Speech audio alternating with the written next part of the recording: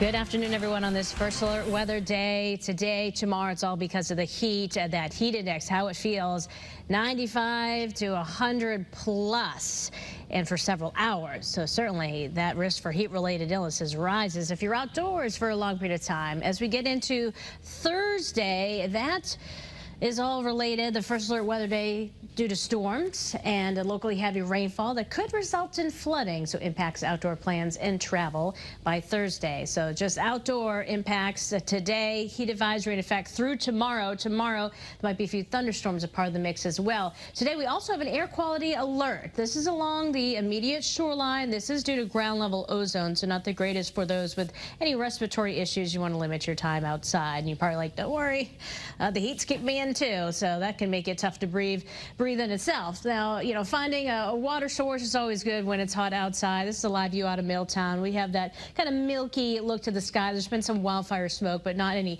issue in terms of ground level and any of that impacting us. But in terms of our highs, well, we hit 91 yesterday. We're already in the 90s right now, so we're on our way to having that heat wave be met the third of the year. And here's the actual air temperatures you're looking at. 93 Chester. That wind off the water, though, is saving you. Down in Groton, 84 degrees. 94 in Hartford. And, of course, it's all about how hot it feels. But we're going to get into the low, mid, and upper 90s, forecasting a record high of 97, beating back one from, like, 1933. 96 was the previous one. So a little hazy out there, feeling well into that 100-degree range for many of us. Look at Meriden. That's absurd. 113 degrees. That is super, super hot out there. And we're just asking you to stay cool, stay in the AC as long as you can with the fans on, all that. Well, to feel the rest of today, it takes until 9 o'clock for it to start dropping back into the low 90s and then slowly getting into the 70s. The best time of the day to do anything strenuous is always in the morning when we have these rounds of heat, because as you can see, past about 10 o'clock, it is miserable and even still very hot at 8 p.m. when the sun's going down. Now, tomorrow we'll have a few more clouds later in the day, and there's going to be a chance for some rain and storms. Also have a little bit more haze in the sky from wildfire smoke tomorrow.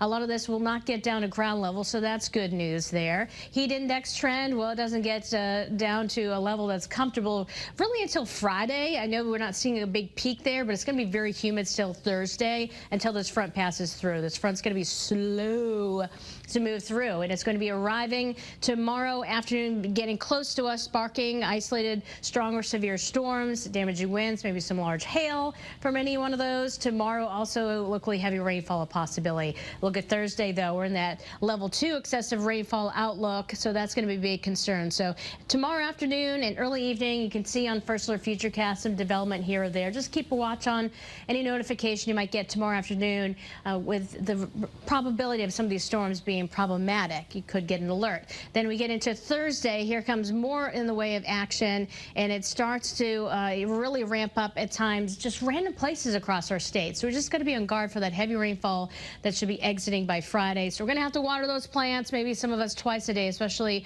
the hanging plants with this kind of heat. But as we take a look at the forecast, still very humid on Thursday, but we're down into the low 80s. With that flooding threat, we'll be monitoring that closely. Maybe a brief shower before about 7, 8 o'clock in the morning, and then decreasing clouds. But the best weather, it's all weekend long and continuing into early next week with 50s to start, 80s for highs. It's going to be refreshing, but until then, we get a couple days of sweltering heat. Nicole?